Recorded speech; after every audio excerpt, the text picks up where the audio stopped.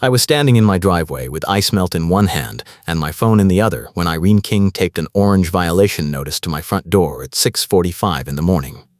Arlington, Texas does not get snow like this often, but when it does, the whole city shuts down for days. I had moved here 6 months earlier because the rent was reasonable and my job as an insurance fraud investigator let me work remote most weeks. Cedar Ridge Estates Association was supposed to be a quiet, gated, master-planned community with private security patrols and strict landscaping rules. The stakes were simple for me. I was saving every spare dollar for a down payment on a house outside HOA land, and I could not afford surprise fees or legal trouble. I had a background check coming up for a consulting contract worth $8,000, and any unresolved disputes would kill the deal. The icicles hanging from my gutter line were natural. The overnight freeze after 2 inches of sleet had left every roofline in the neighborhood dripping with them. But Irene King, the vendor coordinator for the board, decided mine were a safety violation. She was still taping the notice when I walked up the driveway. She did not look at me. I cleared my throat and said, "Excuse me, what is this about?" She turned around with a tight smile and said, "Your icicles present a hazard to pedestrians and postal workers. You have 72 hours to remove them and submit photographic proof of compliance, or the association will assess daily fines of $100.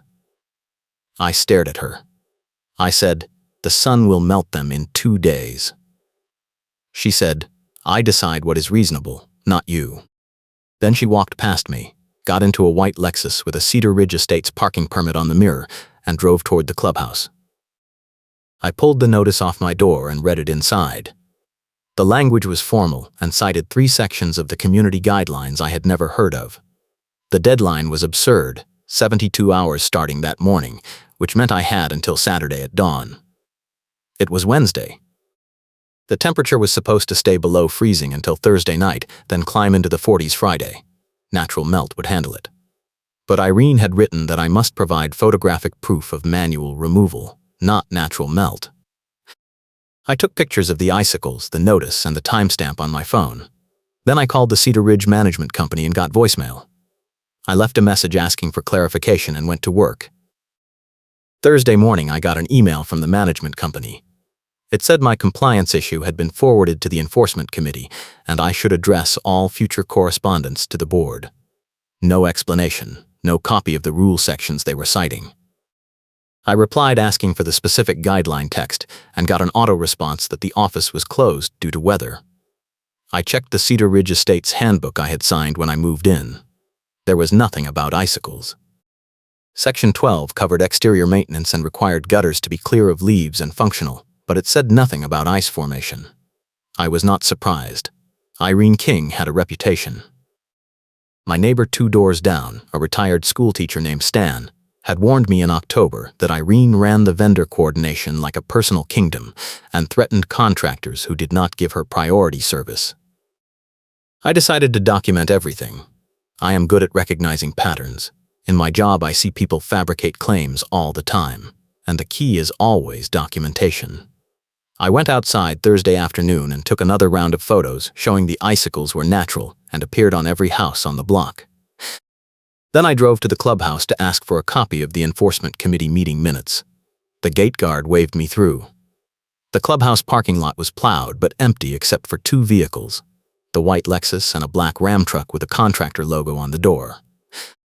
I knocked on the clubhouse office door and got no answer. I tried the handle. Locked. I took a picture of the Lexus plate and the contractor truck and left. Friday morning, the temperature hit 41 degrees and the icicles started dripping. By noon, they were half gone. I took more photos. I sent an email to the management company with all my documentation and a polite note saying the issue was resolving naturally and I had complied with the maintenance standard in the handbook. I got no reply. I figured that was the end of it.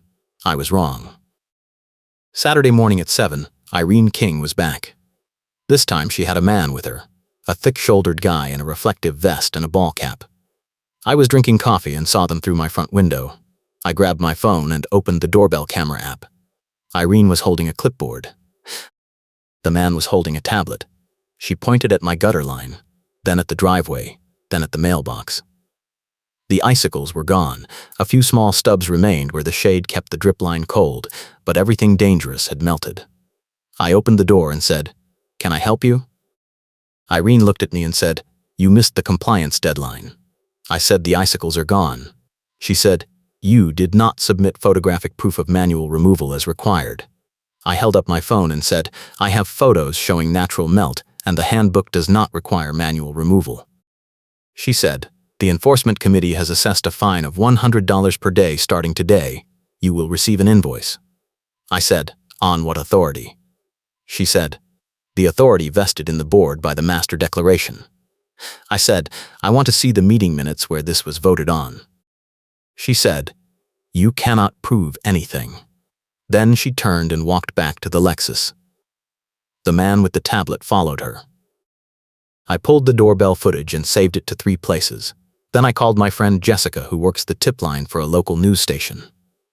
She answered on the second ring and I gave her the quick version. She said, "Do you have the handbook language and the notice text?" I said yes. She said, "Send me everything. If they are inventing rules, that is a story." She also said, "You need an attorney consult before this gets worse." I said, "I know." She said, "And get the board meeting minutes. If they are skipping votes, that is the smoking gun." I thanked her and hung up. Monday, I got a letter from Cedar Ridge Estates Association on official letterhead. It included an invoice for $300, $100 per day for Saturday, Sunday, and Monday. It also included a new violation notice for failure to remove snow from my driveway approach within 24 hours of the city plow passing. I read it twice. The city plow had come through Sunday night and left a 2-foot berm of packed slush across the end of every driveway on the block. I had shoveled mine Monday morning before work. The notice was dated Sunday at 11 p.m. and claimed I was required to clear the berm within 12 hours. I looked outside. Every driveway on the block still had a berm. I took more photos. Then I drove to the clubhouse again. This time the gate guard stopped me and said the clubhouse was closed to residents without appointments. I asked how to make an appointment. He said to call the management company. I said I had tried and they were not responding. He shrugged and said, "I just worked the gate." I went home and called an attorney. I found one who handled HOA disputes and did not charge for the first 15 minutes. Her name was Rachel Ortiz. I explained the situation in under 10 minutes. She said, "This smells like retaliation or a shakedown. Do you have any conflicts with board members?" I said, "I have never met any of them except Irene King, and I have no idea why she is targeting me." Rachel said, "Document everything.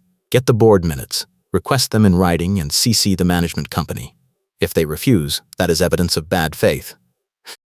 Also, check if your HOA is incorporated and if the board meetings are happening with proper quorum. A lot of small boards skip formalities, and if they are enforcing rules without valid votes, the whole thing falls apart." She also said, "Do not pay the fines yet. If you pay, you accept the validity. Fight first. Pay only if you lose." I said thank you, and hung up.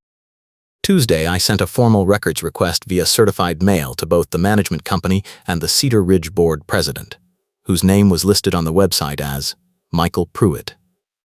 I requested copies of all enforcement committee meeting minutes for the past 6 months, the vote record for any new rules about icicles or snow removal, and the current roster of board members with terms. I also sent a copy of the request to Jessica at the news station. Wednesday, I got a call from the management company. A woman named Lauren said, "We received your request and we are processing it. There will be a records fee of $75. I said, "The declaration does not mention a records fee." She said, "It is an administrative cost." I said, "I am not paying a fee that is not in the governing documents." She said, "Then we cannot process your request." I said, "That is a violation of state law." She hung up. I called Rachel Ortiz again. She said, "They are stalling. File a complaint with the Texas Attorney General and send them a copy. That usually lights a fire." I did exactly that. I filled out the AG complaint form online, attached all my documentation, and sent a courtesy copy to the management company and the board president. I also posted a summary on the Cedar Ridge Estates private Facebook group asking if anyone else had received bogus snow-related fines. Within an hour, I had 12 replies. 3 people said Irene King had hit them with similar notices. One guy said he had paid $200 just to make it go away and regretted it. Another said Irene had threatened his lawn care contractor and the contractor stopped servicing the neighborhood. A woman named Pam said Irene had cited her for a trash can placement issue that was not in the rules, then added a $50 late fee when she did not pay within 10 days. Thursday morning, I got another letter.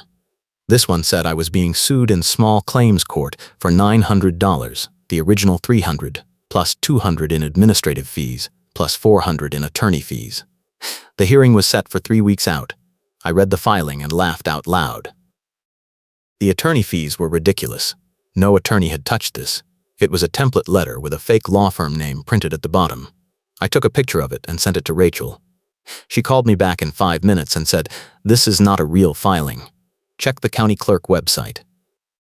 If it does not show up in the system, they are bluffing." I checked. Nothing. I sent a screenshot to Rachel and she said, "They are trying to scare you into paying. Do not engage. Let them file for real if they want. If they do, you counterclaim and bury them in discovery." Friday, the temperature dropped again and we got another inch of snow overnight. I woke up Saturday to find the city plow had come through and left an even bigger berm at the end of my driveway. This time it was 3 feet tall and packed solid with ice chunks. I spent an hour with a shovel and a steel rake breaking it apart. I was almost done when Irene King pulled up in the Lexus. She rolled down her window and said, "You are blocking the street." I said, "I am clearing my driveway." She said, "You are required to clear the berm within 12 hours of the plow passing. The plow came through at 3 a.m. You are now 9 hours in. If you are not finished by 3 p.m., you will be fined." I said, "The plow left the same berm at every house." She said, "I decide what is reasonable, not you." I did not correct her lie because I wanted her to commit to it in public. I just nodded and kept shoveling. She drove off. I finished at 1 p.m. and took photos of my cleared driveway and the 10 other driveways on the block that still had berms. Then I sent the photos to Rachel Ortiz with a note that said, "She is targeting me specifically." Rachel replied, "Good. Let her escalate. The more irrational she gets, the easier the case." I also sent the photos to Jessica at the news station. She replied, "This is gold. If you get a real court filing, call me. We will run it." Monday, I got a real court filing. It showed up on the county clerk website Sunday night. Cedar Ridge Estates Association versus me, small claims court, hearing in 2 weeks. The amount was now $1,500. They had added late fees, additional administrative costs, and daily fines for the past week. I printed the filing and called Rachel. She said, "They filed without proper board authorization. I guarantee it. When you get the minutes, we will use them to move for dismissal. In the meantime, file a response and a counterclaim for harassment and attorney fees.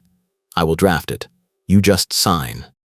She emailed me the draft that afternoon. It was 4 pages of clean legal reasoning with exhibits attached. I signed it and filed it online. The court set a hearing for 2 weeks out. Tuesday, I got the board meeting minutes.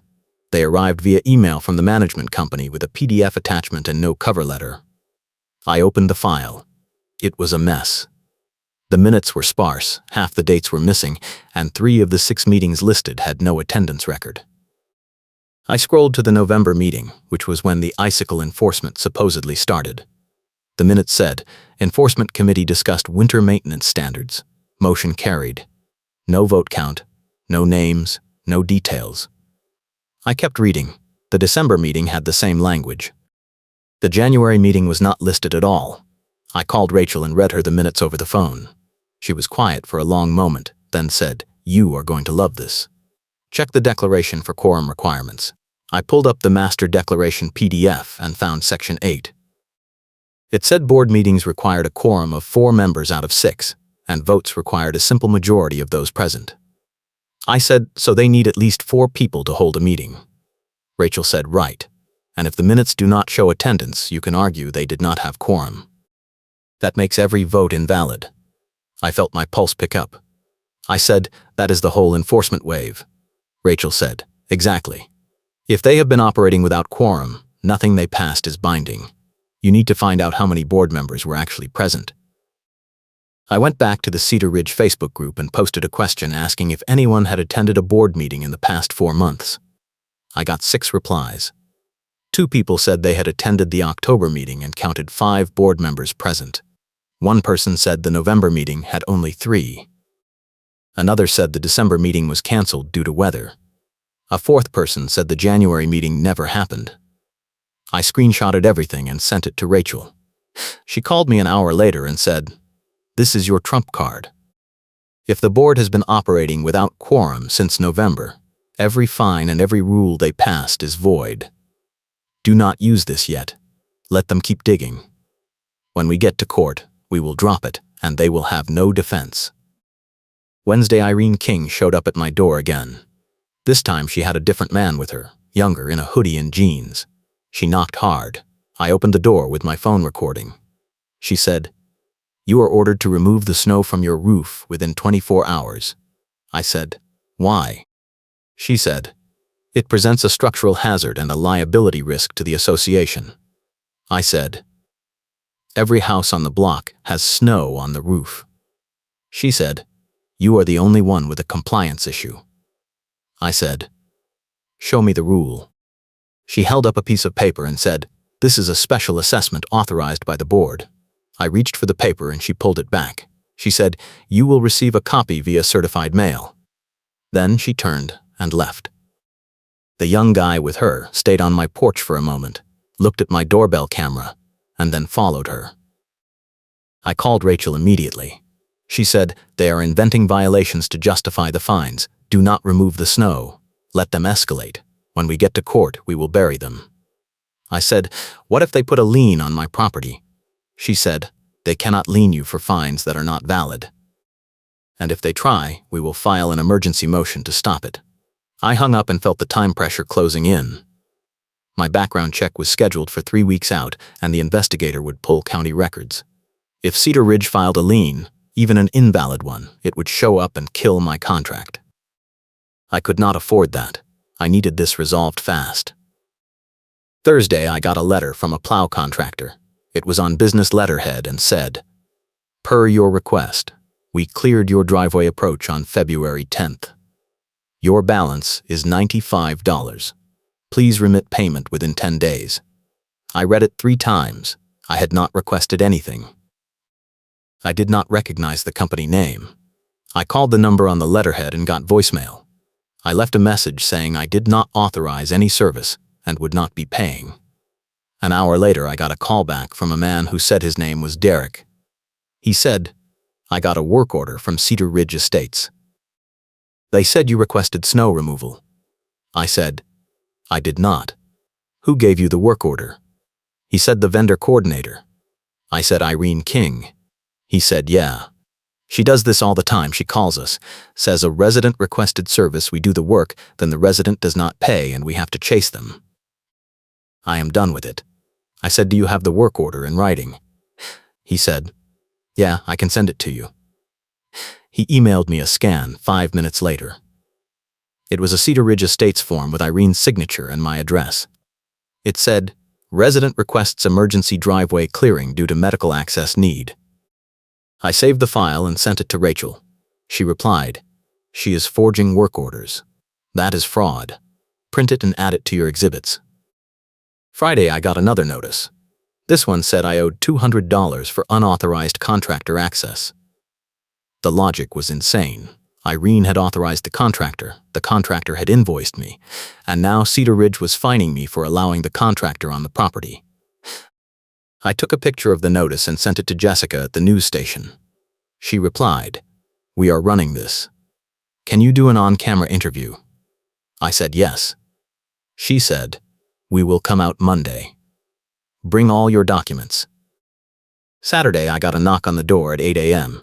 It was Stan, my neighbor. He looked worried. He said, "I just saw Irene and 2 guys at the clubhouse loading boxes into a truck." I asked what was going on and she told me to mind my business. "I thought you should know." I thanked him and texted Rachel. She replied, "They are purging records. If you have not gotten everything you need, you are not going to." I already had the minutes and the work order, but I wanted the board roster and the incorporation documents. I drove to the clubhouse. The gate guard waved me through. The parking lot had the white Lexus, the black Ram truck, and a budget rental truck. I parked and walked to the office door. It was propped open. I knocked and looked inside. Irene was at a desk with file boxes stacked around her. The man in the reflective vest was carrying a box toward the rental truck. Irene saw me and said, "You are trespassing." I said, "This is a common area." She said, "Get out or I will call the police." I said, "I am requesting the board incorporation documents." She said, "We are closed."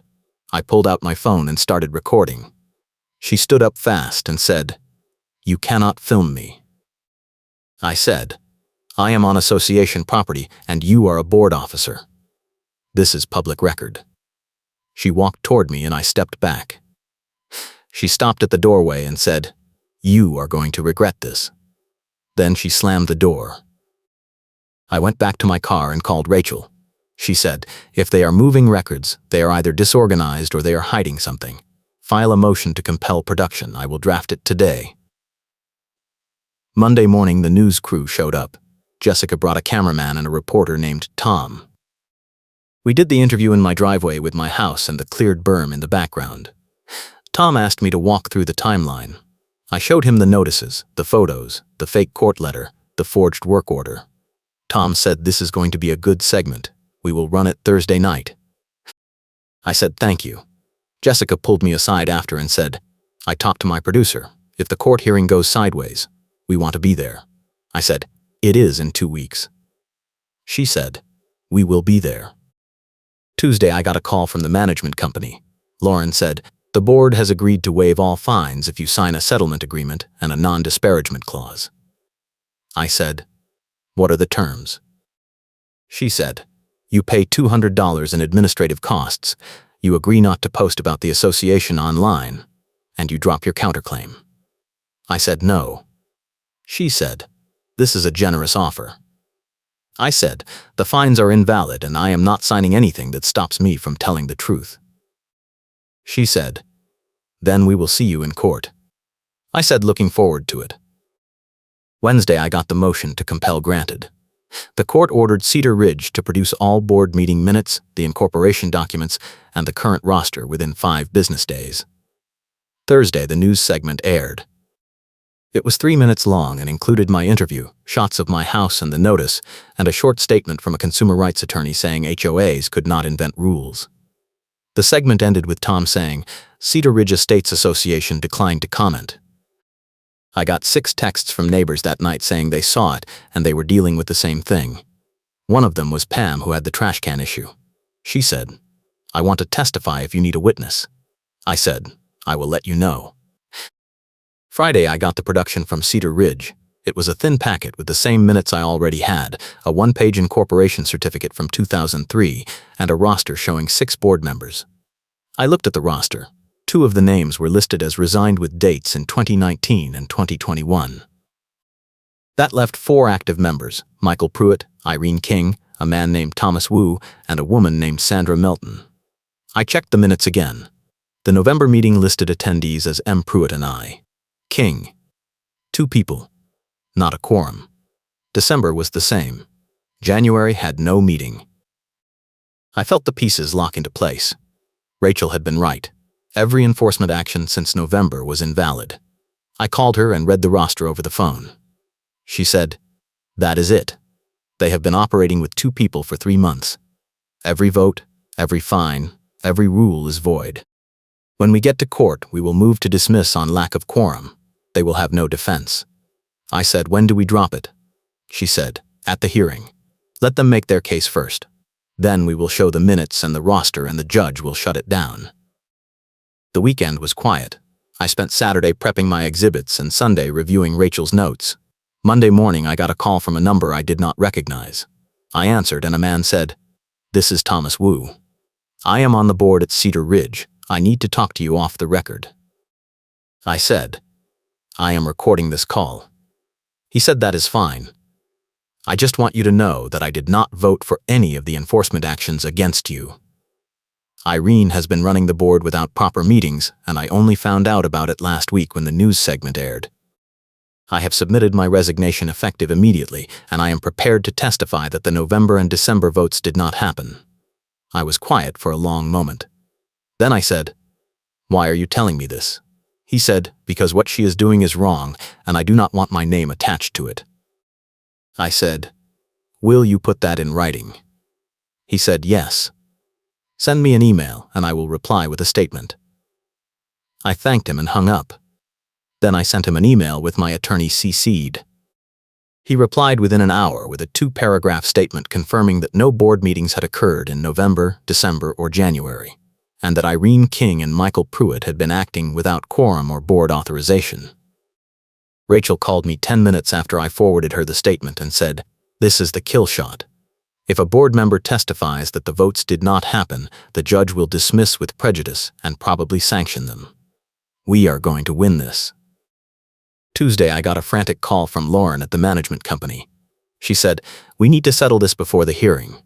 The board has authorized us to waive all fines and reimburse your attorney fees." I said, "What about the non-disparagement clause?" She said, "We are dropping that requirement." I said, "Send me the settlement agreement in writing." She said, "I will email it today." I got the email an hour later. It was a 2-page agreement that waived all fines, reimbursed $1,500 in attorney fees, and included no non-disparagement language. I sent it to Rachel. She said, "They are trying to avoid the hearing because they know what is coming. If you want to settle, this is a good deal. But if you want to go to court and get them sanctioned, we can do that too." I thought about it. The background check was 8 days away. A settlement would clear the record fast. But I wanted Irene King on the record admitting what she had done. I told Rachel, "Let us go to court." She said, "Understood. We will see them Thursday." Wednesday, I got a text from Stan.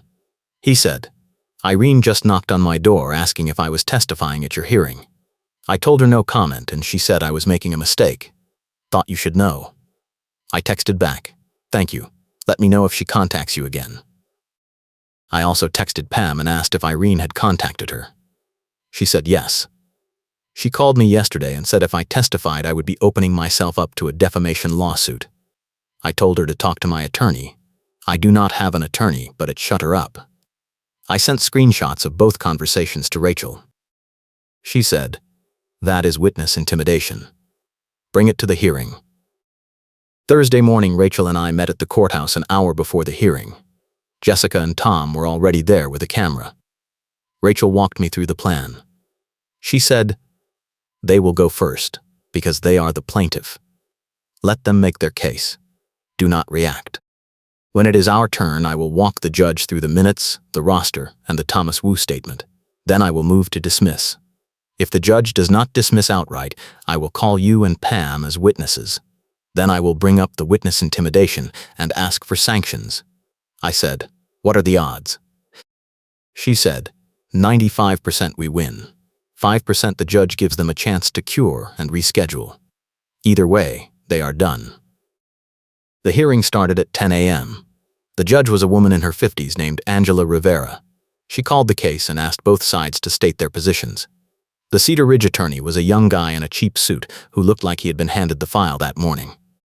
He said, "Your Honor, the plaintiff is seeking $1,500 in unpaid fines and administrative fees related to multiple violations of community guidelines. The defendant has refused to pay despite proper notice and has filed a counterclaim alleging harassment. We believe the evidence will show the fines are valid and the defendant is simply trying to avoid his obligations." Judge Rivera looked at him and said, "Do you have the board meeting minutes authorizing these fines?" He shuffled papers and said, "Yes, Your Honor." He handed a packet to the clerk. Judge Rivera looked at it for about 30 seconds and said, "These minutes do not show a quorum. How many board members does Cedar Ridge Estates have?" The attorney said, 6, Your Honor. She said, "How many were present at the November meeting?" He looked at the minutes and said, 2. She said, "What is the quorum requirement?" He flipped through the declaration and said, 4. Judge Rivera set the packet down and said, "Then these votes are invalid. Do you have anything else?" He said, "Your Honor, The plaintiff was not aware of the quorum issue at the time. Judge Rivera said, "That is not the defendant's problem. Anything else?" Rachel stood up and said, "Your Honor, the defense moves to dismiss with prejudice on grounds that the plaintiff has no valid claim.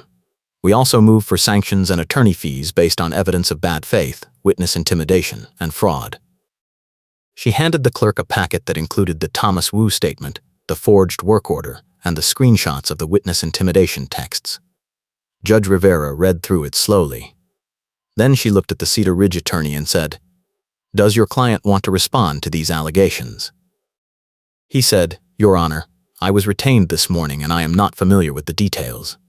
Judge Rivera said, "Then I suggest you talk to your client." She called a 15-minute recess. Rachel and I stepped into the hallway. Jessica came over with the camera off and said, "That was fast." Rachel said, "The judge is not happy. They are going to settle or get sanctioned."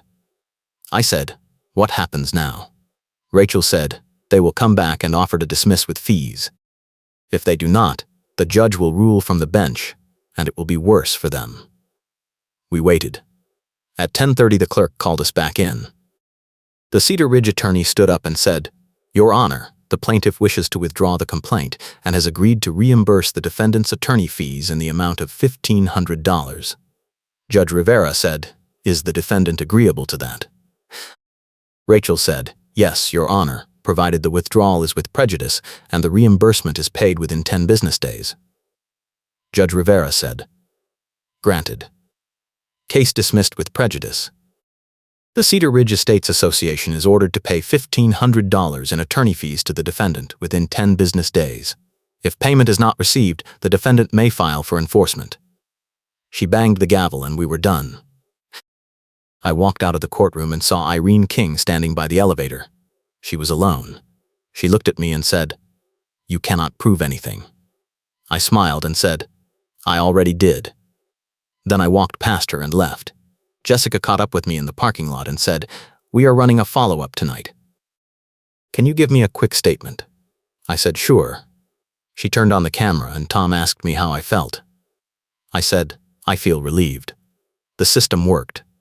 If you are dealing with an HOA that is inventing rules or targeting you, document everything and get an attorney. Do not pay fines that are not valid." Tom said, "Any message for Cedar Ridge Estates?" I said, "Get your board meetings in order and stop harassing residents." That was it. The segment ran that night. Friday, I got an email from Lauren at the management company. It said, "Per the court order, please provide your payment details for reimbursement." I replied with my account information. The payment hit my account the following Wednesday, exactly 10 business days after the hearing. I also got an email from Thomas Wu. He said, "I wanted to let you know that Michael Pruitt resigned from the board yesterday and Irene King was removed by a vote of the remaining members. The board is now operating with 3 active members and we are scheduling a special election to fill the vacancies. Thank you for standing up." I replied, "Thank you for doing the right thing." 2 weeks later, I got a call from my background check investigator. He said, "Everything came back clean. No liens, no judgments, no issues. You are good to go." I said thank you and hung up. The contract came through the next day. I signed it and wired the deposit for my house the same week. I moved out of Cedar Ridge Estates in April. The day I left, Stan came over and helped me load the last boxes. He said, "You know Irene moved out last month." I said, "I heard." He said, "Good riddance." I said, "Agreed." I think about that case sometimes. It was not complicated. Irene King decided to invent rules and target residents. The board failed to follow basic procedures, and the whole thing collapsed the moment someone pushed back with documentation. The key was not paying the fines and not getting intimidated. I had the job skills to recognize the pattern and the resources to hire an attorney, but most people do not.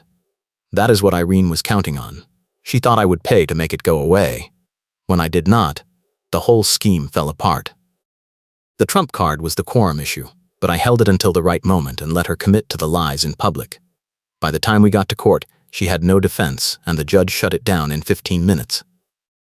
If you are in an HOA and someone is targeting you, here is my advice. First, read your governing documents cover to cover. Know the rules better than the board does. Second, document everything. Take photos, save emails, record conversations if your state allows it. Third, request records in writing and keep copies of the requests. If they stall, file a complaint with your state attorney general. Fourth, do not pay fines you do not owe. Paying validates the claim. Fight first, pay only if you lose. Fifth, find allies. Other residents are dealing with the same thing. Build a coalition. Sixth, get an attorney consult early. Most will give you 15 minutes free, and that 15 minutes can save you thousands. Seventh, use the media if the story is good. Local news loves HOA abuse stories. Eighth, check if your board is following quorum rules. A lot of small boards skip the formalities, and if they are passing rules without valid votes, the whole enforcement wave is invalid. Ninth, do not get intimidated. Board members like Irene King rely on fear and confusion. Once you call their bluff, they fold fast. 10th, be patient.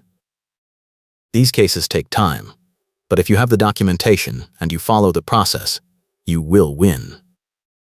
I also learned that private security patrols and strict rules do not mean good governance. Cedar Ridge Estates looked clean and professional on the surface, but the board was a mess and the vendor coordinator was running a shakedown. The gate, the landscaping rules, the master plan, none of that mattered when the people in charge were not following the law. I am glad I got out. My new place has no HOA, no board, no fines. Just me, my house, and a mortgage I can control. It is quieter, cheaper, and I sleep better. If I ever move again, I will never buy in an HOA. The risk is not worth it.